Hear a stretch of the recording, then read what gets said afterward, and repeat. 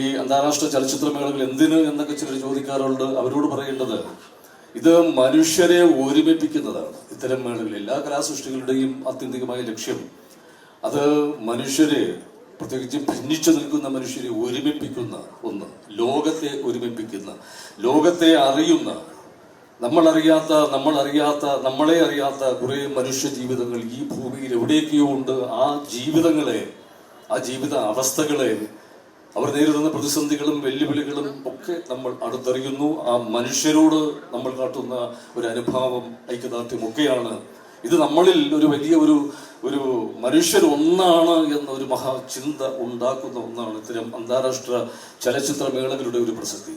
മലയാള cinema ഇന്ന് ലോകശ്രദ്ധ നേടുമ്പോൾ ഇത്തരം സിനിമകൾ കണ്ട ശീലങ്ങളിൽ നിന്ന് പുതിയ പ്രതിഭകൾ ഉണ്ടാവുകയാണ്.